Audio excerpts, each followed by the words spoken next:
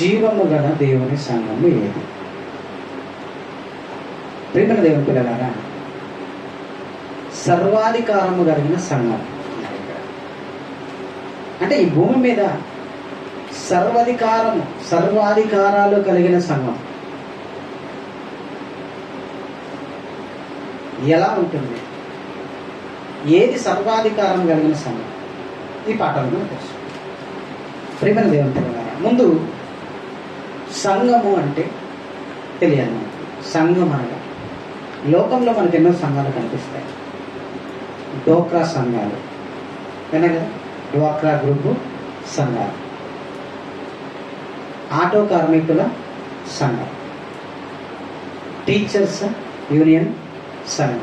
Union అంటే ఐక్యత. Okay, తర్వాత కలెక్టర్ల సంఘం, వాళ్ళకి ఉంటుంది. ఎంఆర్ఓల సంఘం, సెక్రటరీల సంఘం, గ్రామ పంచాయతీ యూనియన్, ఆర్టీసీ యూనియన్. యూనియన్ అంటే ఐక్యత. ఇలా ఎన్నో సంఘాలు ఈ భూమి మీద మనకు కనిపిస్తాయి. సంఘము అనగానే ఒకరికంటే ఎక్కువ మనుషులు కలిగిన వారిని సంఘము అంటారు. ఇందులో కుల సంఘాలు, మత సంఘాలు, రాజకీయ పార్టీ సంఘాలు, ఎన్నో సంఘాలు. ఏ సంఘంలో అయినా ఒక అధికారం అనేది కనబడుతుంది. లీడర్, ఈ లీడరు మిగతా వారందరిపైన అధికారం కలిగి ఉంటాడు. కనుక లీడర్ ఏం చేసినా, ఒక కుల సంఘాన్ని మనం చూస్తే, ఆ కుల సంఘ నాయకుడి గురించి మనం ఆలోచిస్తే, ఆయన ఏ తప్పు చేసినా కుల సంఘంలో ఉన్న మిగతా సంఘాల వారు ఎవరు నువ్వు చేసిన తప్పు అని ప్రశ్నించలేరు. ఇక రాజకీయ పార్టీలు అంటే మరి రాజకీయ పార్టీ నాయకులే తప్పు చేసినా ప్రజలు ప్రశ్నించలేరు. ఎందుకంటే వాళ్ళ అధికారులను మనము ప్రశ్నించకూడదు. ప్రశ్నిస్తే మనకి ప్రమాదం అని అంటారు. ఇక ఎమ్మెల్యే మంత్రులలో అయితే వాళ్ళ జోలికి ఎవరు వెళ్ళరు, పవర్లో ఉన్న వాళ్ళ జోలికి. ఇది మనకేం సూచిస్తుందంటే, అంటే ఈ సంఘాలలో ఉన్న నాయకులు, ఈ సంఘాల్లో ఉన్న సభ్యులకు సమానత్వము లేదు. అందరూ సమానం కాదు. నాయకుడు అధికారి అయితే మిగతా వాళ్ళందరూ బానిసలుగా చూస్తారు. పైకి మాటలు చెప్తారు, ఇది ప్రజాపాలన. ఒక పార్టీ గురించి నేను మాట్లాడట్లేదు, అన్నీ ఎందులో ఎవ్వరు తీసుకోరు. ప్రజాపాలన అంటారు, ఆ ప్రజలకే విలువను ఇవ్వాలి. ఎవరైతే అధికార పార్టీలో ఉంటారో, ఏ పార్టీ అయినా వాళ్ళకు అనుకూలమైన వారికి పథకాలను ఇస్తారు. ఇప్పుడు దీని వలన సమానత్వం ఉంటుందని, సమానత్వం కనబడుతుంది? ఉండదు. ఇక రాజరికపు వ్యవస్థలు అయితే దారుణం. రాజు బానిస, రాజు భటుడు, రాజు మంత్రి, ఇలా వ్యత్యాసాలు కనపడతాయి. ప్రతి రాజ్యంలో రాజు ఉంటాడు. అలాగే ప్రతి ప్రజాస్వామ్య వ్యవస్థలో కూడా అధికారులు ఉంటారు, మంత్రులు ఉంటారు, ఎమ్మెల్యేలు ఉంటారు. ఇక వార్డు మెంబర్ మొదలుకొని ముఖ్యమంత్రి వరకు వారి వారి అధికారాలను బట్టి అధికారం లేని వారిపైన అసమాయిస్ అనేది కనబడుతుంది. ఇది ప్రపంచ సంఘాలలో జరుగుతున్నది. కానీ దేవుని సంఘము అనగా దేవుడు భూమి మీద స్థాపించిన సంఘము, అది ఎంత గొప్పది. సంఘం యొక్క ఆధిక్యత ఈ ప్రపంచానికి తెలియదు. ఈ ప్రపంచానికి తెలియదండి. ఎవరు దేవుడు భూమి మీద తన బిడ్డలైన వారిని అందరినీ సమానంగా పరిపాలించాలనుకుంటారు. దేవుడు అందరూ సమానం. ఇందులో రాజు పేద తేడా ఉండదు. అలా దేవుడు చేశాడు. మనం బైబిల్ చరిత్రలో మనం ఆలోచిస్తే, నేను చెబుతున్న మాటల మీద ధ్యాస వస్తే మీకు అర్థమవుతుంది, లేదా మీద వస్తుంది. ఓకేనా? బైబిల్ చరిత్రలో మనం చూస్తే ఆది కాండములో అనగా ఆదామును మొదలుకొని మనం చూస్తే, ఆదాము మొదలుకొని మనం ఆలోచిస్తే, ఆదాము అవ్వలను దేవుడు కలిగించిన తర్వాత వారిని భూమి మీద విస్తరింప చేశాడు. అప్పుడు ఎలాంటి సంఘాలు లేవు కదండి, సంఘాలు లేవు. మనుషులు స్వతంత్రంగా బ్రతుకుతున్నారు. కొంతకాలానికి వచ్చేసరికి ఏమండి, కొంతకాలానికి వచ్చేసరికి ఆదికాండంలోనే మనకు కనిపిస్తుంది. కొంతకాలానికి వచ్చేసరికి బలవంతుడు బలహీనుడిని దోచుకోవడం ప్రారంభించాడు. బలవంతుడు బలహీనులను దోచుకోవడం ప్రారంభించాడు. ఏమండి, అలా ప్రారంభించిన తర్వాత వాడు బలవంతుడు కాబట్టి బలహీనులను దోచుకుంటూ రాజరికపు వ్యవస్థ, భూమి మీద రాజరికపు వ్యవస్థను ఏమండి మనిషి ప్రారంభించాడు. ఏమంటే నోవాహు జలప్రలయం తర్వాత, ఏమండి నోవాహు జలప్రలయం తర్వాత మనుషులందరూ ఒకచోటే కూడి భూమి మీద విస్తరించాలన్నది దేవుని ఉద్దేశం. నోవాహు జలప్రలయం తర్వాత నోవాహును ఆయన కుటుంబాన్ని దేవుడు రక్షించిన తర్వాత వారిలో నుండి మళ్ళీ దేవుడు వారిని ఆశీర్వదించాడు. మీరు ఫలించండి, అభివృద్ధి చెందండి, భూమిని నిండించండి, దాన్ని లోపరుచుకుంటని దేవుడు ఆశీర్వదిస్తే మళ్ళా భూమి మీద మనుషులు విస్తరించడం ఆరంభించారు. అలా విస్తరించడం ఆరంభించిన తర్వాత ఏమండి వారు రాజ్యాలు అనగా బలం గలవాడు బలం లేని వాడిని ఆక్రమిస్తూ దేశములుగా విభజించుకున్నారు. మొట్టమొదటిగా ఏమండి దేశములుగా విభాగింపబడిన సందర్భాన్ని మనం చూస్తే 10వ అధ్యాయం ఆదికాండం 10వ అధ్యాయము 25వ వచనాన్ని చదువుతాం. మొట్టమొదటిగా ఇది నా దేశం, ఇది నా ప్రాంతం, దీనిలో ఎవరు అడుగు పెట్టకూడదు అనే అజమాయిషు దేశాలుగా విభాగింపబడడం ఎప్పుడు ప్రారంభమైందో మనం చూస్తున్నాం. చదవండి 25వ వచనం 10వ అధ్యాయం. ఎబేరుకు 2 కుమారులు పుట్టిరి. వారిలో ఒకని పేరు పెలెగు. ఏలయనగా అతని దినములలో భూమి దేశములుగా విభాగింపబడెను. అంతవరకు ఇది నా ప్రాంతం, నా ప్రాంతానికి నువ్వు రాకూడదు, ఇది నా దేశం అనే కట్టడ సరిహద్దు లేదు. దేవుడు భూమి మీద పుట్టించిన మనుషులందరూ అందరూ అన్ని ప్రాంతాలకు వెళ్ళొచ్చు, అన్ని ప్రాంతాల్లో ఉన్న వాటిని తినొచ్చు, ఆహారంగా స్వీకరించవచ్చు, ఎక్కడైనా బ్రతకొచ్చు అన్న స్వతంత్రం అనేది దేవుడు మనుషులకు ఇస్తే పెలెగు కాలానికి వచ్చేసరికి ఏమండి దేశము భూమి దేశములుగా విభాగింపబడింది. ఏమండి భూమి దేశములుగా విభాగింపబడింది. ఏమండి బలవంతుడైన వాడు మొట్టమొదటిగా రాజయ్యాడు. వాడే నిమ్రోదు. నిమ్రోదు అనేవాడు ఏమండి 10వ అధ్యాయము 7వ వచనాన్ని మనం చదివితే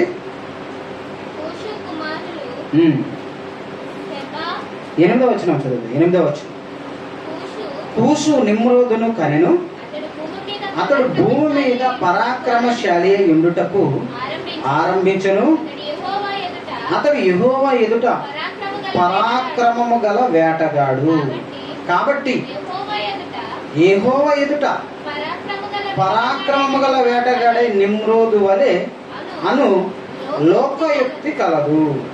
చాలా అంటే ఈ నిమ్రోదు అనేవాడు పుట్టిన తర్వాత ఈ కూసు కుమారుడు ఎవరో కాదు, నోవాహు సంతానంలో వచ్చిన వారే. ఈ నిమ్రోదు పుట్టిన తర్వాత వీడు పరాక్రమము గల వేటగాడు. అంటే జంతువులను వేటాడడంలో వీడు ఆరితేరిన వాడు, పరాక్రమం గల బలాఢ్యుడు. వీడు జంతువులు వేటాడడమే కాదు, మనుష్యులను కూడా వాడు ఆక్రమించడం ప్రారంభించాడు. బలవంతుడు కదండి, బలవంతుడు ముందు బలహీనుడు కొట్లాడలేడు కదా, కనుక దాసోహం అయిపోతాడు. అలా బానిస వ్యవస్థ అనేది ప్రారంభించబడింది. ఇక 11వ అధ్యాయానికి వచ్చేసరికి ఈ నిమ్రోదు రాజుగా ఉన్న సమయంలోనే ఏమంటే బానిసలుగా చేసి మనం ఆకాశానికి ఒక శిఖరంలో కడదాం, పేరు సంపాదిద్దాం అనే ప్రణాళిక చేసుకున్నారు. అప్పుడు ఈ సీనారు దేశంలో ఒక బాబేలు గోపురాన్ని కట్టడం ప్రారంభించారు. అంటే బానిస వ్యవస్థ అనేది ఎప్పుడు ప్రారంభమైందంటే బలవంతుడైన వాడు వచ్చిన తర్వాత, రాజరిక వ్యవస్థలు వచ్చిన తర్వాత, దేశాలు విభాగింపబడినది వచ్చిన తర్వాత ఏమండి దేశములో ఏమండి బానిసత్వం వచ్చింది. కానీ దేవుడు ఎప్పుడు ఒక మనిషి మరో మనిషిని బానిసగా పరిపాలించాలి, బానిసగా చూడాలని దేవుడు ఎప్పుడు అనుకోలేదు.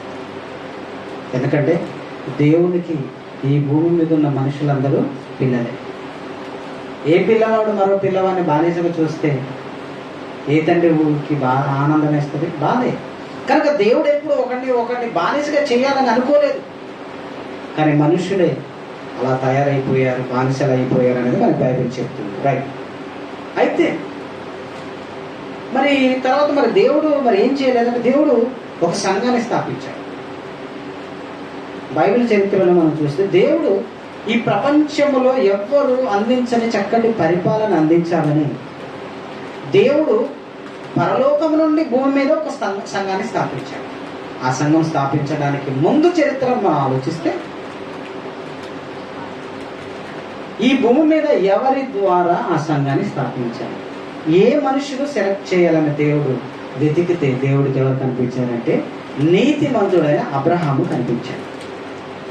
అబ్రహాము దేవుడికి ఆయన తరంలో, అబ్రహాం తరంలో దేవుడికి నీతిమంతుడుగా కనిపించాడు. అప్పుడు దేవుడు అబ్రహామును పిలిచి, అబ్రహాము నేను చూపించే దేశానికి రా, నీ వంశమును బట్టి భూమి మీద సమస్త వంశములను నేను ఆశీర్వదిస్తాను అన్నాడు. 12వ అధ్యాయం ఆదికాండం కావండి 2వ వచనాన్ని చదువు. ఆదికాండం 12వ అధ్యాయం 2వ వచనం.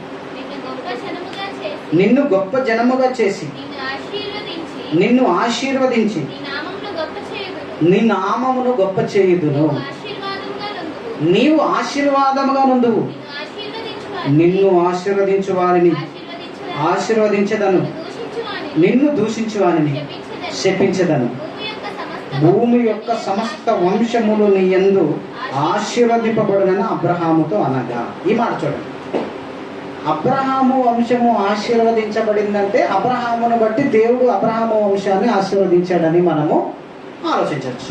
కానీ ఇక్కడ చెప్పబడుతున్న మాట ఏంటంటే భూమి యొక్క సమస్త వంశములు కూడా నీ వంశము ద్వారా ఆశీర్వదింపబడతాయి. అంటే భూమి మీద ఉన్న ఏ వంశమైనా సరే అబ్రహాము వంశం ద్వారా ఆశీర్వాదం పొందుతుంది అని దేవుడు అబ్రహాముకి కుమారుడిని ఇయ్యకముందే ఈ భూమి యొక్క వంశాలను ఆశీర్వదిస్తానని అబ్రహాముకు వంశము రాకముందే దేవుడు చెప్పాడు. ప్రేమ దేవుని పిల్లలను ఆలోచిద్దాం. ఇప్పుడు భూమి యొక్క సమస్త వంశములను దేవుడు ఎలా ఆశీర్వదించాడు? నిజంగా దేవుడు చెప్పింది నెరవేరిందంటే నెరవేరింది. అబ్రహాము వంశంలో నుండి వచ్చిన యేసుక్రీస్తు ద్వారా ఇశ్రాయేలీలు ఆశీర్వదించబడ్డారు. అదే అబ్రహాము నుండి వంశం నుండి వచ్చిన ఏమండి యేసుక్రీస్తు ద్వారా అన్యజనులైన మనము కూడా ఆశీర్వదింపబడ్డాం. అన్యజనులైన మనము కూడా ఆశీర్వదింపబడ్డాం. ఆశీర్వాదం అనగానే మనకు తెలిసింది ఏంటంటే మన సత్యాన్ని తెలుసుకున్న మనము ఆశీర్వాదం అనగానే పరలోక సంబంధమైనదే ఆలోచిస్తాం. భూ సంబంధమైనది కూడా అబ్రహాము వంశం ద్వారా మనకు వచ్చిన ఆశీర్వాదం. ఆశీర్వాదం అంటే ధన్యత. బానిసలుగా మగ్గిపోతున్న ఈ సమాజంలో పేదవారిగా, బానిసలుగా, ఏమైనా తృణీకరించబడిన వారిగా, అంటరాని వారిగా పిలువబడుతున్న అనేక వంశాలు ఈరోజు క్రీస్తును నమ్ముకున్న తర్వాత క్రీస్తు వంశములలో వచ్చిన ఏమండి మాటల ద్వారా, క్రీస్తు ద్వారా వచ్చిన మాటల ద్వారా ఇప్పుడు మనం అందరము మనం తృణీకరించబడిన వారమే, అన్ని జనులమే. మనలో అధికారులు లేరు, మనది రాజుల వంశము కాదు, మొగలాయుల వంశము కాదు, శ్రీకృష్ణదేవరాయల వంశం కాదు. మనము పేదవారము, బానిసలము, తృణీకరించబడిన మనము కూడా ఈరోజు ధన్యులంగా పిలువబడుతున్నామంటే ఒక క్రీస్తుని బట్టి, ఒక క్రైస్తవ్యాన్ని బట్టి, ఒక క్రీస్తుని బట్టి. అందుకే క్రీస్తులోనికి బాప్తిసం తీసుకున్న వారందరూ క్రీస్తు వారు సంఘములో ఎలా వారికి ఆధిక్యతనిచ్చాడంటే పేతురు గారు రాసిన మొదటి పత్రిక 2వ అధ్యాయం 9వ వచనాన్ని చూద్దాం. క్రీస్తు సంఘములో ఉన్న ఆధిక్యత, బానిసత్వంలో మగ్గిపోతున్న ఈ సమాజంలో ఉన్న మనము, పేదవారిగా జీవిస్తున్న మనము, రాజుల వంశంలో నుండి పుట్టని వారం మనము, మొగలాయుల సామ్రాజ్యం కాదు, శ్రీకృష్ణదేవరాయల సామ్రాజ్యం కాదు, కాకతీయుల సామ్రాజ్యం కాదు, రాజుల వంశమే కాదు, పేదవారిగా, అన్ని జనాంగంగా ద్వేషించబడిన వారిగా, అంటరాని వారిగా, బానిసత్వంలో ఉన్న మనల్ని ఏ స్థాయికి తీసుకెళ్ళిందో దేవుడు స్థాపించిన సంఘం ఈ మాట ద్వారా మనకు అర్థమవుతుంది. చీకటిలో నుండి చదవండి. అయితే మీరు అనగా బాప్తిసం పొందిన మీరు చీకటిలో నుండి అనగా పాపములో నుండి ఆశ్చర్యకరమైన తన వెలుగులోనికి మిమ్మును పిలిచిన వారి గుణాతిశయములను ప్రచురము చేయు నిమిత్తము ఏర్పరచబడిన వంశము, రాజులైన యాజక సమూహము, పరిశుద్ధ జనమును. ఎవరంట? దేవుని సొత్తైన ప్రజలం. పాపంలో నుండి పవిత్రతలోనికి పిలిచిన ఆయన మనల్ని ఏం చేశాడు తెలుసా? ఏర్పరచబడిన వంశం. మీరెవరు తెలుసా? రాజులైన యాజక సమూహం. అంటే మనకి దేవుడు ఇచ్చిన ఆధిక్యత ఏంటి? రాజువు నువ్వు, యాజకుడువు నువ్వు. అంటే ఈ సంఘంలో చేర్చబడిన మనము, సంఘం మనకిచ్చిన ఆధిక్యత, నువ్వు రాజు, నువ్వు యాజకుడివి. మరి ఇందులో బానిసలు ఉండరు. అందుకని భూమి మీద సర్వాధికారము కలిగిన జీవము గల దేవుని సంఘం. ఇందులో అధికారి బానిస అనేదానికి తావు లేదు. సంఘంలో అందరూ సమానం. కుల మత భేదాలు లేవు, అధికారులు లేరు, పేదవాళ్ళు లేరు, బానిసలు లేరు. ఇక్కడ అందరూ సమానం. వాక్యం చెప్పే సేవకుడినైనా నేనైనా, విశ్వాసులుగా సంఘానికి వస్తున్న మీరైనా, మనం అందరం సమానం. అందుకనే దేవుడు మనల్ని ఎలా పిలుచుకోమని తెలుసా? ఎలా పిలుచుకోమని? సహోదరుడా, సహోదరి. అందుకనే నిన్ను వలె నీ పొరుగు వారిని ప్రేమించు. పొరుగువాడు ఎవరు? నీ సహోదరుడే. ఇది అంటే క్రీస్తు సంఘంలో ఉన్న ఆధిక్యత. ఏమంటే ఇలాంటి సమానత్వం ఏ సంఘంలో ఉంటుంది చెప్పండి? ఫలానా సంఘంలో ఉంటుందండి. ఫలానా కుల సంఘం, ఫలానా రాజకీయ సంఘం, ఫలానా గ్రామ సంఘం, ఫలానా డోక్రా సంఘం. ఏ సంఘంలో ఉంటుంది చెప్పండి? క్రీస్తు సంఘంలో ఉన్న సమానత్వం. క్రీస్తు సంఘంలో క్రీస్తు కల్పించిన ఈ చట్టం ఏ సంఘంలో ఉంటుంది చెప్పండి? క్రీస్తు సంఘంలో ఉన్నవారు అలా చూస్తే అది వారు తప్పు, కానీ క్రీస్తు అలా చెప్పలేదు కదా. కనుక ఇందులో అందరూ సమానం. పేదవాడు లేడు, చిన్న బట్టలు వేసుకొని వచ్చిన వాడు లేదు, అందరూ సమానం. ఇంకా పేదవారికి ఎక్కువ పెద్ద పీటను వేసింది క్రీస్తు సంఘం. ప్రియమైన దేవుని పిల్లలారా, ఇది దేవుడు భూమి మీద స్థాపించిన సంఘం. మరి దీన్ని దేవుడు ఎప్పటి నుండి స్థాపించాలనుకున్నాడు? దీని ప్రారంభం ఏంటో ఒకసారి మనం ఆలోచన. దేవుడు మొట్టమొదటిగా భూమి మీద సంఘాన్ని స్థాపించాలనుకున్నప్పుడు ఒక వ్యక్తిని సెలెక్ట్ చేశాడు. ఆ వ్యక్తి అబ్రహాం గారు. అబ్రహామును సెలెక్ట్ చేసిన తర్వాత అబ్రహాముతో దేవుడు చెప్పాడు, నీ వంశమును నేను ఆశీర్వదిస్తాను, నీ వంశం ద్వారా సమస్త వంశాలకు ఈ ఆశీర్వాదం అందుతుంది. ఇది భూమి మీద అనుభవిస్తున్న ఫలం అండి. మనము భూమి మీద మనకు వచ్చిన ఆశీర్వాదము, భూమి మీద వచ్చిన మనకి ధన్యత. పేదవాడిగాను, తక్కువ కులంగా పిలువబడుతున్న వారిగాను, అణగారపడిన వారిగాను, మనల్ని ద్వేషించారు కదా, అంటరాని వారిగా చూశారు కదా ఈ సమాజం, ఈ మానవ సమాజం. కానీ గొప్పవారిగా, మనల్ని ఎన్నిక చేయబడిన వారిగా, ఏర్పరచబడిన వంశముగా నిలబెట్టిన సంఘం క్రీస్తు సంఘం. ఇక్కడ అందరూ సమానం. ఇక్కడ రాజు వచ్చిన అందరితో సమానం ఉండాల్సిందే. ఎంత గొప్ప సంఘం! కనుక ఇంత గొప్ప సంఘము ఎలా ప్రారంభించబడింది? దీన్ని దేవుడు ఎలా ప్రారంభించాడు?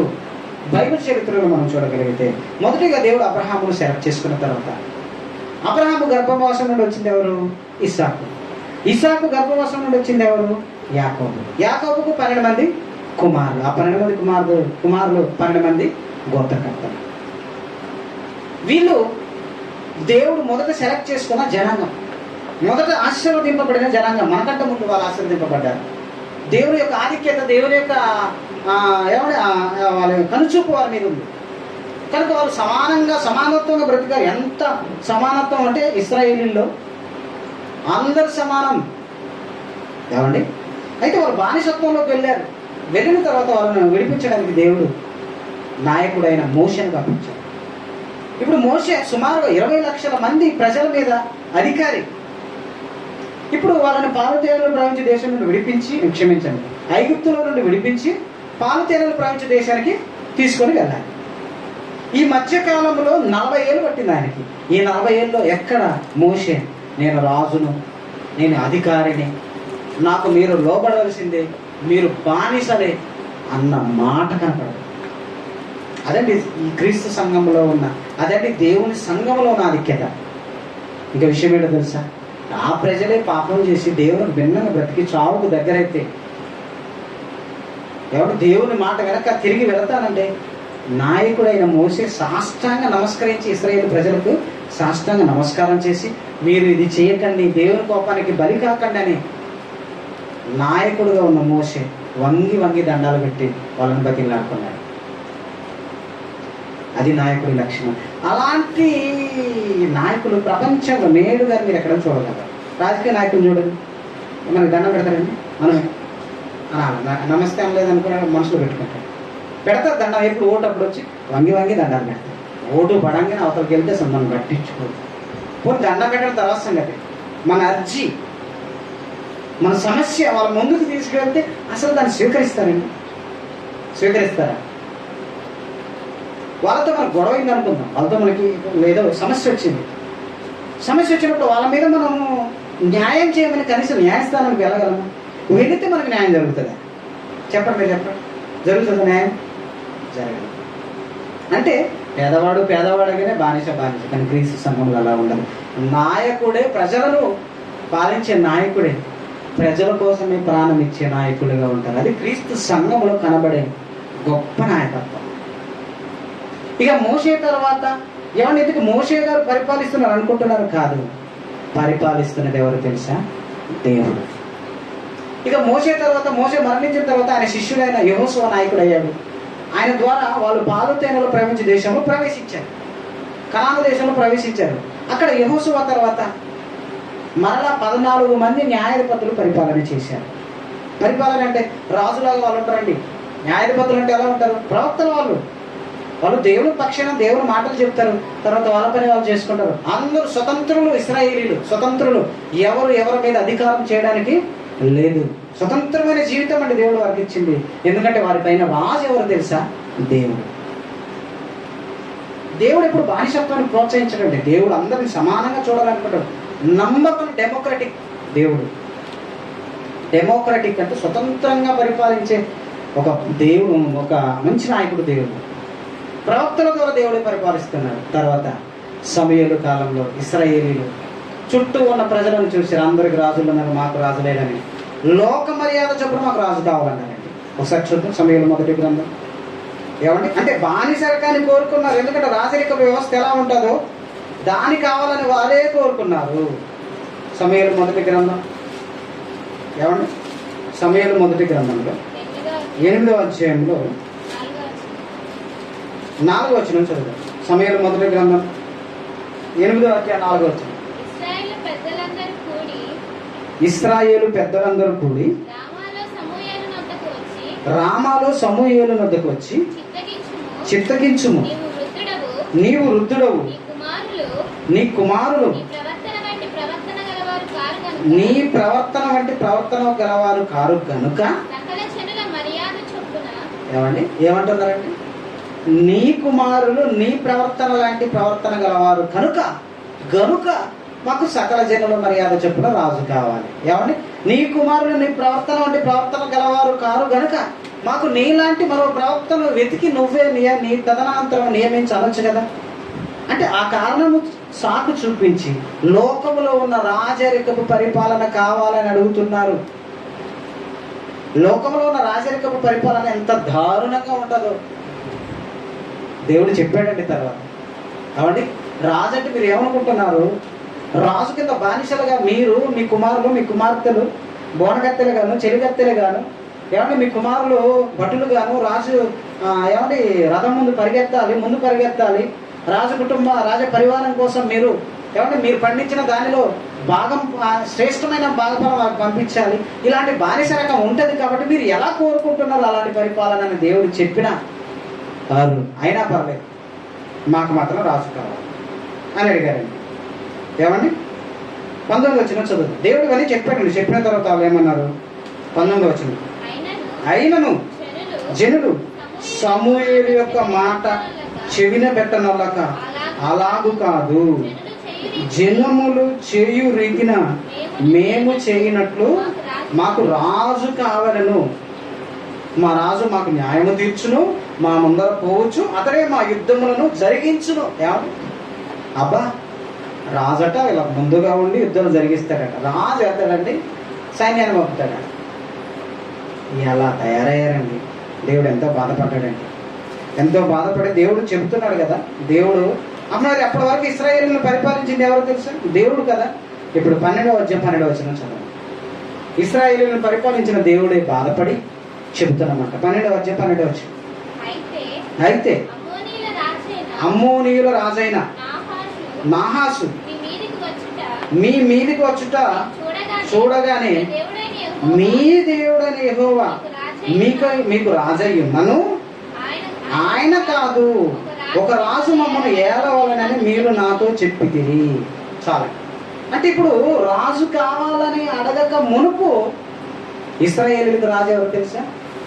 మీ దేవుడని యెహోవా మీకు రాజయ్యున్నను, ఆయన కాదు, మాకు లోక మర్యాద చొప్పున రాజే కావాలని అడిగారు కనుక ఇదిగో నేను చెప్తున్నానని సమూయేలు ప్రవక్త మాట్లాడుతున్నాడు. అంటే ఇశ్రాయేలీయులను పరిపాలించింది ఎవరు తెలుసా? మోషే మొదలుకున్న న్యాయాధిపతుల వరకు ఇశ్రాయేలు జనాంగాన్ని పరిపాలించింది ఎవరు తెలుసా? సాక్షాత్తు దేవుడు అండి. అంటే మోషే కాలం మొదలుకొని మొదటి రాజైన దేవుడు వారు కోరుకున్న తర్వాత సౌలును రాజుగా దేవుడు నియమించాడండి. ఆ రాజు వరకు ఇశ్రాయేలీయులను పరిపాలించింది దేవుడైన యెహోవా పరిపాలిస్తే, ఆ పరిపాలనలో పేదవాడు ధనికుడు, డబ్బున్నవాడు పేదవాడిని దోచుకోవడం ఇలాంటివి ఏమీ లేదండి. అందరూ సమానంగా ఉన్నారు ఇశ్రాయేలీయులు. వారి వారి స్థాయిని బట్టి దేవుడు వారిని బలి ఇవ్వమన్నాడు. ఎవరి మీద అధికారం చెలాయించకూడదు. ఎందుకంటే మీరు మీ దేవుడైన యెహోవాకు బిడ్డలు అంటాడు. ఒక తండ్రిగా పరిపాలన చేశాడండి. నిర్గమకాండంలో అంటాడు. ఎవడా మాట? నిర్గమకాండం ఒకసారి చూద్దామాట. ఎందుకు దేవుడు వాళ్ళని అందరూ సమానంగా పరిపాలన చేశాడంటే, వాళ్ళందరూ ఎవరు? ఇశ్రాయేలీయులు అందరూ ఎవరు? యెహోవాకు ఏమవుతారు అంటే ఇక్కడ ఆ మాట చెప్పాడండి దేవుడు నిర్గమకాండంలో. ఏమండి ఆ మాట చూద్దాం. నిర్గమకాండంలో ఆ మాట ఉంటుంది. 8వ అధ్యాయము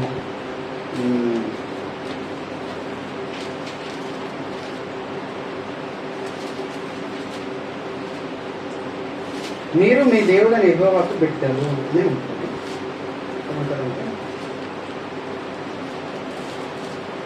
మొదటి వచనంలోనే ఉంటుంది. అధ్యాయం కరెక్ట్గా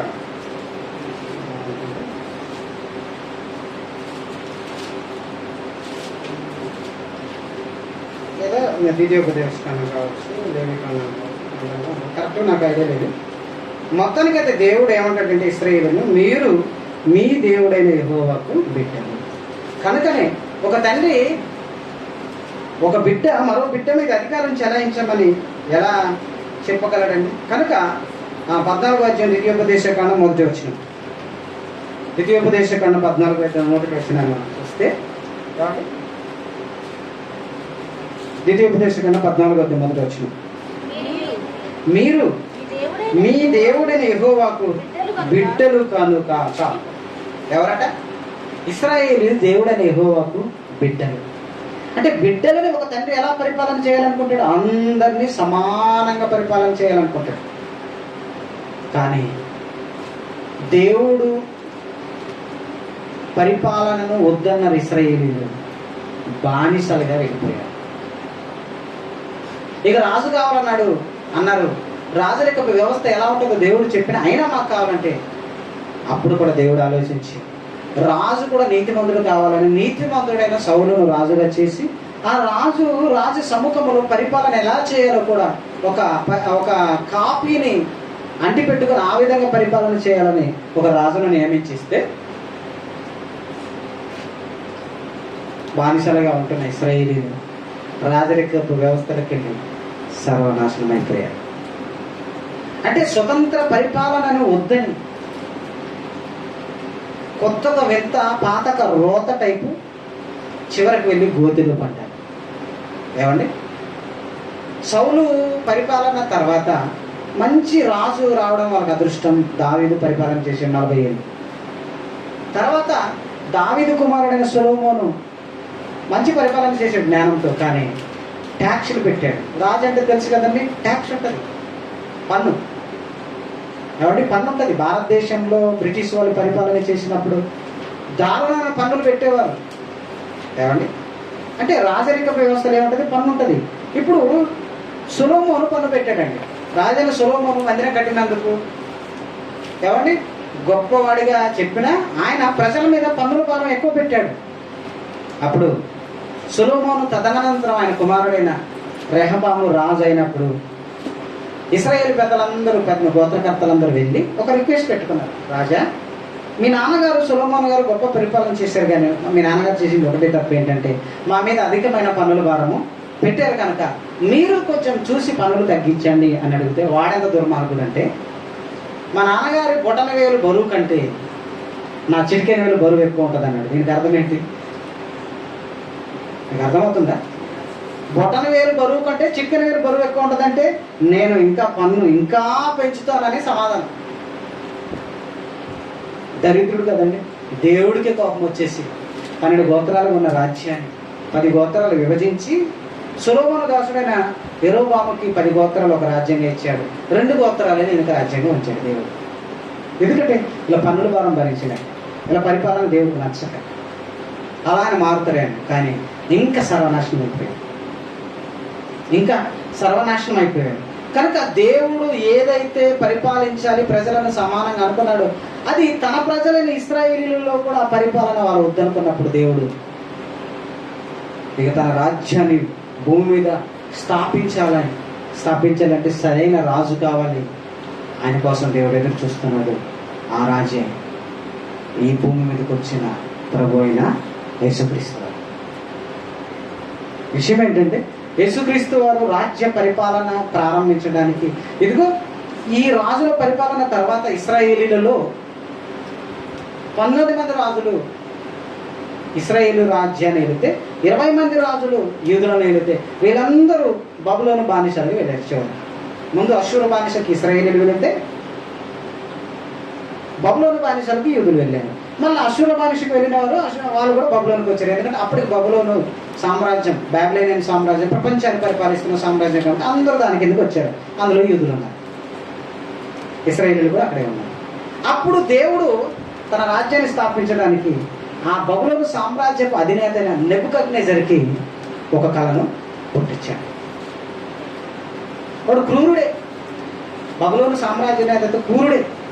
ఈ క్రూరుడైన అతనికి దేవుడు ఒక కళను ఇప్పించాడు. ఎందుకంటే గుర్తుపెట్టుకోండి, వాడు కళ ఇవ్వడానికి కారణం ఏంటంటే వాడు ప్రపంచాన్ని పరిపాలించిన మొట్టమొదటి చక్రవర్తి. ఇప్పుడు వాడు ప్రపంచాన్ని జయించిన తర్వాత ఇంకేముంటుందండి, నెక్స్ట్ వాడు ఆలోచన ఏముంటుంది తెలుసు? ఎవరిదైనా స్థిరపడిన తర్వాత వాళ్ళ ఆలోచన ఏముంటుందంటే నా తదనంతరం ఈ రాజ్యం ఎవరికి పోతుంది, ఈ టెన్షన్ అప్పుడు పట్టుకుంటుంది. మీకు అర్థమైందా లేదా? మనకు కూడా భూమి మీద ఏదో కావాలి ఇది కావాలని సంపాదించిన తర్వాత మన వయసు అయిపోతుందిగా, వయసు దగ్గరికి వచ్చినప్పుడు నా తర్వాత వీళ్ళు ఎవరు పాలైంది అత్త అనుకుంటుంది. ఏమనుకుంటుంది తెలుసు? మెడలో చైన్ చూసుకుంటూ నా తర్వాత ఈ చైను నా కోడలు మెడకెళ్తుందా, నా బిడ్డల మెడకెళ్తుందా అని ఆలోచిస్తూ ఉంటాను. నువ్వు చచ్చిపోతే ఎవడో ఒకడు లాక్కుంటాడమ్మా, దాని గురించి ఎందుకు టెన్షన్. కానీ వీళ్ళు దానికోసమే అనేది పెట్టుకొని ఉంటారు. ఇక ఇల్లు కట్టుకోవాలనుకున్నవాడు చాలా కష్టాజితం కూడా పెట్టి పెద్ద ఇల్లు కట్టుకుంటాడు. కట్టిన తర్వాత చావుకు దగ్గర అవుతుంటుంది. ఆ తర్వాత ఇల్లు ఎవరికి అయిపోయింది. ఇలాంటి ఆలోచనే ఈ బబులోను చక్రవర్తికి వచ్చింది. మంచం మీద పడుకున్నాడట, నా రాజ్యము నా వైభవము నా తర్వాత ఎవరికి పోయింది, టెన్షన్ పడుతుంది వాడికి. అలాంటి సమయంలో దేవుడు వాడికి ఒక కళను ఇచ్చాడు. దానియేలు గ్రంథం 2వ అధ్యాయం మొదటి వచ్చింది. దానియేలు గ్రంథం 2వ అధ్యాయం మొదటి వచ్చింది. ఏమండి? దానియేలు గ్రంథం 2వ అధ్యాయం మొదటి వచ్చింది. నెబుకద్నెజరు తన ఏలుబడి యందు 2వ సంవత్సరమున, ఏమండి సంవత్సరం తిరగలేదు, 2వ సంవత్సరానికి వీడికి అనుమానం వచ్చేసింది. 2వ సంవత్సరమున కళలు కనెను. ఏంటి కలగానేనా కళలు కనేనా? అబ్బా ఒకటి కాదు, ఇటు 2-3 కళలు వచ్చినాయి. అవును, 2 కళలు వచ్చినాయి వీడికి. అందును గూర్చి ఏంటంటే కలగాని కలత పడ్డాడట.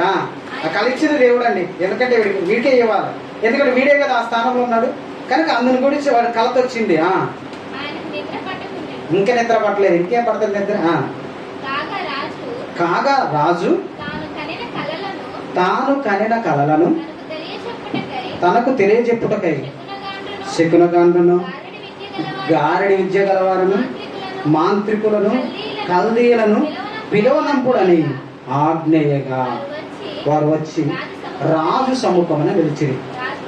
రాజు వారితో, నేనొక కలగంటిని, ఆ కలభావం తెలుసుకొనవలెనని నేను మనోవ్యాకులము నొంది ఉన్నాననగా కల్దీయులు సిరియా భాషలో ఇట్లనిది, రాజు చిరకాలం జీవించును గాక, తమరి దాసులకు కల సెలవీడి మేము దాని భావము తెలియజేస్తామని మంచిగానే అడిగారండి. రాజా, మీరు కలగన్నారు కదా, కలభావం చెప్పండి, లేదా కళ చెప్పండి, కలభావం మేము చెప్తాము వాళ్ళు అన్నారు. అప్పుడు రాజు ఏమన్నాడు? నేను కళ మర్చిపోయాను, నా కళ మీరే చెప్పాలి, దాని భావం మీరే చెప్పాలి. వీడు ఎంత మెంటలో చూడండి, మీకు అర్థమవుతుంది. కలగన్నాడట, కంటకి అన్నాడు. ఇప్పుడు కళ భావం చెప్పండి అని పిలిచినోడు కళ చెప్తే కదా భావం చెప్తారు. దేవుడే వాడి కళను మరిపింపజేశాడు. ఎందుకంటే ఇప్పుడు కళ చెప్పాలి, కళభావం ఎవరు చెప్పాలి? కల్దీయులలో ఉన్న మాంత్రికులు, ఆ శకునగానులు, వీళ్ళందరినీ పిలిచి కళభావం చెప్పమంటే రాజు కళ చెప్పాడు అనుకో, వాడు ఏదో నచ్చిన భావం చెప్తారు. ఇప్పుడు అది కాదు, కళ చెప్పాలి, కళభావం చెప్పాలి. దేవుని కుమారుడు యూదుడైన దానియేలు వాళ్ళ రాజ్యంలోనే ఉన్నాడు. ఇప్పుడు దానియేలు హైలైట్ అవ్వాలంటే రాజు కళ మర్చిపోవాలి. అందుకే దేవుడు వాడికి కళ ఇచ్చాడు, కానీ కళ వాడికి మరగట చేశాడు. కనుక వీడు మూర్ఖుడైపోయి కళ మీరే చెప్పాలి, కళభావం మీరే చెప్పాలంటే చెప్పాలి, చెప్పకపోతే మీరందరూ తుత్తునీయలైపోతారు అన్నాడు. అంతే. వాళ్ళకి భయపడిపోయారు, కల్దీయులందరూ భయపడిపోయారు. సిరియన్స్ కదా వాళ్ళు, భయపడిపోయారు. ఎందుకు భయపడిపోతున్నారని దానియేలుకు తెలిసింది. అప్పుడు దానియేలు ముందుకు వచ్చి, దానియేలు యూదుడు కదా, బానిసగా ఉన్న ఈయన యూదుడు కదా, వచ్చి రాజా మీ కళభావం చెప్పడానికి నా వల్ల చేత కాదని ఆకాశమునకు భూమికి దేవుడైన యెహోవా చెబితే తప్ప నేను చెప్పలేను. ఆయన చెప్పిన భావాన్ని, ఆయన చెప్పిన నీ కళని, నీ కళభావాన్ని చెప్పగల దేవుడు నా పక్షాన అన్నాడు, నేను చెప్తానని ముందుకొచ్చాను. ఇది కళ ఏంటంటే, ఇదంతా తర్వాత చదివి మీకు అర్థం. కళ ఏంటంటే ఒక పెద్ద విగ్రహం, ప్రతిమ, ఒక మనిషి ప్రతిమ. ఆ మనిషి ప్రతిమ ఇలా నిలబడింది. ఒక మనిషి ప్రతిమ ఇలా నిలబడింది. ఇప్పుడు ఆ నిలబడిన మనిషి ప్రతిమలో తల ఈ మెడ వరకు, ఆ ప్రతిమ అనగా ఆ బొమ్మలో ఈ తల మెడ బంగారం, ఈ ఉదరము ఈ పొట్ట వెండి, ఈ తర్వాత ఈ నడుము ఈ టైల్స్ ఇత్తడి, మోకాల నుండి చివరికి పాదాల వరకు మట్టి ఇనుము. ఈ 4 లోహాలు ఆ బొమ్మలో ఉన్నాయి. ఇది కళ రాజా, ఇది కళ. ఈ కళ మీకు వచ్చింది. ఈ కళలో జరిగింది ఏంటంటే, చేతి సహాయం లేకుండా ఒక రాయి విసిరివేయబడితే, చిన్న రాయి విసిరివేయబడితే ఆ రాయి వచ్చి ఆ ప్రతిమ, ఆ బొమ్మ కాళ్ళకి తగిలింది. ఆ ప్రతిమకి తలగంగానే ఆ బొమ్మ అంతా కూలిపోయి చివరికి తిప్పి బూడిదైంది. గాలి వచ్చి ఆ బూడిదని ఏం చేసింది? కొట్టుకుపోయింది. అప్పుడు ఆ రాయి, చిన్నగా పడిన రాయి భూతలమంతా మహాపర్వతం అయిపోయింది. ఇది కళ. రాజుకి అర్థం కాదు. అప్పుడు కళభావం దానియేలు గారు చెప్తున్నారు, ముగించుకున్నారు. ఆ కళభావం దానియేలు గారు చెప్తున్నారు. ఏం చెప్తున్నారు ఏమండి? 35వ వచనం నుండి చదువు. 35వ వచనం నుండి, దానియేలు గ్రంథం 2వ అధ్యాయం 35వ వచనం నుండి. అంతటా ఇనుమును, మట్టియు, ఇత్తడి, బంగారము ఏకముగా దంచబడి కళ్ళములోని చెత్త వలె కాగా వాటికి స్థలము ఏర్పరచుటకు దొరకకుండా గాలి వాటిని కొట్టుకొని పోయినట్టు రాయి విసిరివేయబడింది కదా ఆ ప్రతిమ కాళ్ళ మీద. అప్పుడు ఆ ప్రతిమ తుత్తుని ఎలా అయిపోయింది? ఏమండి, ఆ చెత్త అయిపోయింది. ఆ చెత్త గాలి కొట్టుకుపోయింది. ప్రతిమ విరగొట్టిన ఆ రాయి భూతలమంతా మహాపర్వతమాయను. తాము కనిన కళ ఇదే అని చెప్పాడు. మళ్ళీ దాని భావం ఏంటంటే, రాజా ఈ కళలోని భావం ఏంటంటే, పరలోకమందున్న దేవుడు చెప్తున్నాడు. టూకి చెప్తాను, పరలోకమందున్న దేవుడు ఈ భూమి మీద ఒక రాజ్యాన్ని స్థాపించబోతున్నాడు. దానికి ముందు 4 సామ్రాజ్యాలు ఈ ప్రపంచాన్ని పరిపాలిస్తాయి. మొదటి సామ్రాజ్యము బంగారం, ఆ బంగారు సామ్రాజ్యమే రాజా, అది మీదే. ఈ బబులోను సామ్రాజ్యాన్ని సూచిస్తుంది. తల, మెడ, ఇది బంగారం. అంటే శిరస్సు అయిన ఆ సామ్రాజ్యం, మొదటి సామ్రాజ్యము మీదే. మీ తదనంతరము మరో రాజ్యం వస్తుంది. ఆ రాజ్యము మాదియ పారసికం. మూడో సామ్రాజ్యంగా గ్రీకు సామ్రాజ్యం వస్తుంది. నాలుగో సామ్రాజ్యంగా రోమా సామ్రాజ్యం వస్తుంది. ఈ రోమా సామ్రాజ్య కాలంలోనే పరలోకమందున్న దేవుడు భూమి మీద తన రాజ్యమును స్థాపించును. 44 వచనం చదువు. ఆ రాజుల కాలం ఉంది అంటే బబులోను, మాదియ, పారసిక, గ్రీకు, రోమా సామ్రాజ్య కాలంలో, ఆ రాజుల కాలంలో పరలోకమందున్న దేవుడు ఒక రాజ్యమును స్థాపించును. దానికి ఎన్నటికీ నాశనం కలగదు. ఆ రాజ్యము దాని పొందిన వానికి గాక మరెవరికి చెందదు.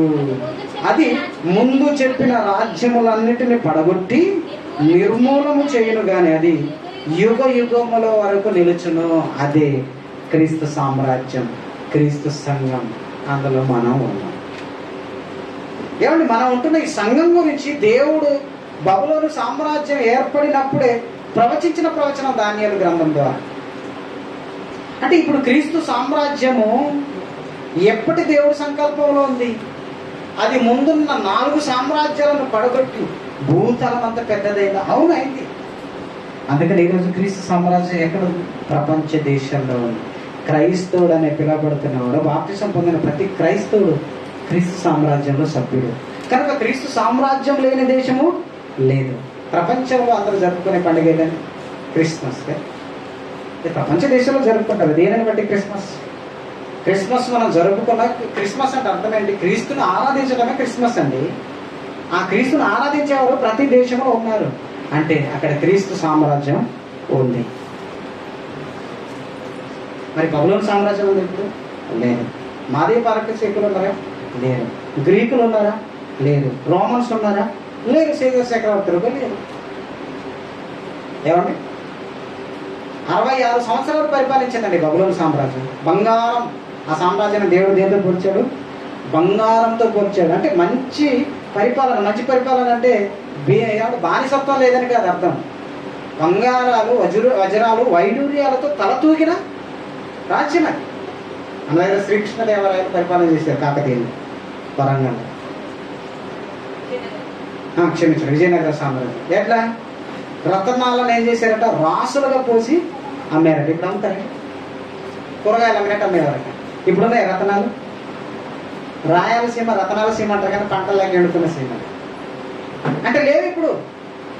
అంటే రత్నాలు, బంగారముతో పరిపాలన చేసిందంటే విజయనగర సామ్రాజ్యం చాలా గొప్పగా ఉందండి. కానీ ప్రపంచాన్ని పరిపాలించిన సామ్రాజ్యం బబులోను సామ్రాజ్యం. బంగారంతో దేవుడు పోల్చాడు. గొప్ప సామ్రాజ్యం. విషయం ఏంటంటే బబులోను సామ్రాజ్యము ఆ బంగారపు పరిపాలన అని ఆ 4 రాజ్యాల్లో అది బంగారంతో పోల్చాడు కదా. అంత గొప్ప పరిపాలన కలిగిన ఆ బబులోను సామ్రాజ్యమే బంగారం కోసం యెరూషలేము దేవాలయానికి వెళ్ళి బంగారాన్ని గీక్కుని వచ్చింది. తెలుసలేదండి చరిత్రలో చూస్తే. ఏమంటే బబులోను సామ్రాజ్యానికి బానిసలుగా యూదులు రాకమునుపు 3 సార్లు ముట్టడి వేశాడు బబులోను నెబుకద్నెజరు వెళ్ళి. అక్కడ ఉన్న యెరూషలేము దేవాలయంలో ఉన్న ఆ బంగారాన్ని గీక్కుని మరి తెచ్చాడు. ఎవరు? బబులోను సామ్రాజ్య అధినేత నెబుకద్నెజరు. వీడే బంగారం అనుకుంటే వీడు ఆశపడిన బంగారం యెరూషలేము నుండి వచ్చింది. ఇప్పుడు ఎవరు గొప్ప చెప్తారు? ప్రేమైన దేవుని పిల్లలారా, బంగారం లాంటి సామ్రాజ్యం 60 సంవత్సరాలు పరిపాలన చేసిన తర్వాత ఏమండి మాదియ పారసికులు వచ్చారు. వాళ్ళు ఒక 200 సంవత్సరాలు పరిపాలన చేశారు. తర్వాత 163 సంవత్సరాలు పరిపాలన చేసిండు అలెగ్జాండర్ ది గ్రేట్. అలెగ్జాండర్ 33 సంవత్సరాలకేనండి ప్రపంచాన్ని జయించాడు. ఆయన వయసు 33. కేవలం యంగ్స్టర్. అసలు మీద యోగం చేస్తూ ప్రపంచం మీదకి యుద్ధాన్ని దాన్ని ఎత్తి గెలిచాడు. భారతదేశానికి కూడా వచ్చాడు. పురుషోత్తమ రాజు తో యుద్ధం చేశాడు. రాజు మరణించిన తర్వాత ఆయన సహోదరులను ఈ భారతదేశంలో సామంత రాజులకు పెట్టేసి బయలుదేరాడు, వెళ్ళాడు. బబులోనికి వెళ్ళాడు. బబులోను సామ్రాజ్యంతో యుద్ధం చేసి బబులోను గెలిచి తిరిగి వచ్చేటప్పుడు ఒక దోమ కొట్టింది ఆయన. ఏం కొట్టింది? దోమ.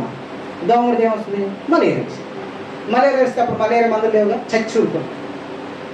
ఆయన తదనంతరం 4 రాజులు గ్రీక్ సామ్రాజ్యాన్ని పరిపాలన చేశారు. గ్రీకు సామ్రాజ్యం 163 సంవత్సరాలు పరిపాలించిన తర్వాత సుమారుగా చివరి సామ్రాజ్యమే రోమన్ ఎంపైరిజం. సీజర్ చక్రవర్తులు వాళ్ళు 644 సంవత్సరాలు పరిపాలన చేశారు. అదే పాదము మోకాలు ఇనుము మట్టితో ఉన్న లోహంతో పోల్చబడిన సామ్రాజ్యం. అప్పుడే చేతి సహాయం లేకుండా విసిరివేయబడిన ఒక రాయి వచ్చి ఆ పాదాలు తగిలిందన్నాం కదా, అప్పుడే యేసుక్రీస్తు వారి సామ్రాజ్యము పుట్టింది. యేసు అప్పుడే పుట్టాడు కదా, రోమ సామ్రాజ్య కాలంలో పుట్టి చిన్నగా పేదవాడిగా బెత్లెహేంలో పుట్టిన ఆయన ఈరోజు మహాభూతలమంతా సర్వభూతలమంతా పెద్ద సామ్రాజ్యంగా ఈరోజు క్రీస్తు సామ్రాజ్యం వెలసింది. కారణం బానిసత్వం ఉండదు, కారణం అన్యాయం ఉండదు, కారణం అందరూ సమానం. మొదటి శతాబ్దంలో క్రైస్తవులు ఎలా ఉన్నారు తెలుసు? వాళ్ళు చర స్థిరాస్తులన్నీ వారి వారి అక్కరి కొలది వారు పంచిపెట్టారు. అది ప్రజాస్వామ్యం. ప్రజాస్వామ్యం చెప్పుకుంటున్న కార్ల్ మార్క్స్ మనకు తెలుసు. కార్ల్ మార్క్స్ మనం చాలాసార్లు వినే ఉంటాం. ఏమండి? కమ్యూనిస్టు భావజాలాన్ని తీసుకొచ్చింది కార్ల్ మార్క్స్ సిద్ధాంతం అంటారు.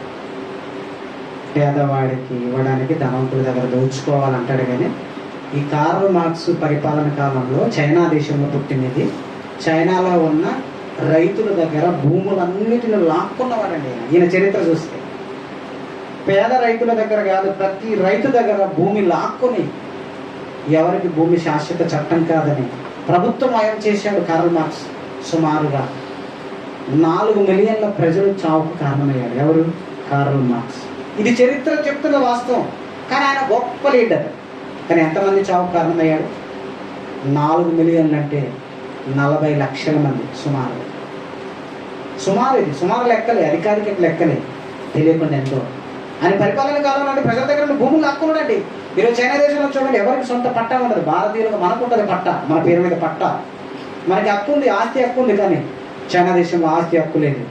కనుక ప్రభుత్వం ఏదైనా రోడ్డు వేయాలనుకోండి, ఏదైనా రోడ్డు మార్గం వేయాలనుకోండి, ఎవడు అడుకోడు రైతు. ఎందుకంటే ఎవరికి సొంత పట్ట లేదు, అంత గవర్నమెంట్దే. లీజుకి ఇస్తారంటే వాళ్ళు లీజుకి ఇస్తారు. ఒక రైతు పంట పండించుకోవాలంటే గవర్నమెంట్ దగ్గర లీజు తీసుకోవాలి. అదే కౌలుకు పండించాలి. సొంతంగా ఎవరికి పట్టా ఇవ్వదు చైనా దేశం. కానీ భారతదేశంలో అలా కాదు. పట్టా ఉన్న రైతు నా పట్టం మీదకి రోడ్డు పోతుంటే నేను ఇయ్యను అంటాడు. వాడి బతిలాగాలి. ఎందుకంటే వాడు బతకాలి కదా, వాడు మనిషే కదా. వాడికి ఉన్నది 1 ఎకరం భూమి నేను రోడ్డు తీసుకుంటేలాగే. కనుక ఎంతో కొంత కాంపెన్సేషన్ ఇవ్వాలని అడుగుతారు. ఇది ప్రజాస్వామ్య పరిపాలన. భారతదేశం చాలా బెటర్ చైనాలో. కానీ క్రీస్తు సామ్రాజ్యంలో అందరూ సమానం. ఎవ్వరు నేను ఎక్కువ నేను తక్కువ అని లేదు. కనుక ప్రపంచ సామ్రాజ్యాలను కూడా 4టిని దంచి కొట్టిన సామ్రాజ్యమే క్రీస్తు సామ్రాజ్యం. ఇది భూమి మీద సర్వాధికారం కలిగిన దేవుని సంఘం. దీని పుట్టుపూర్వోత్తరాలు మనం చూసినాం. ఇంకా ఈ సంఘం ఎంత గొప్పదో, దీనికి ఉన్న ఆధిక్యత ఏంటో, మనం ఎంత అదృష్టవంతులమో వచ్చేవారని ఆలోచన. సమయం ప్రార్థన చేసుకుంటాం.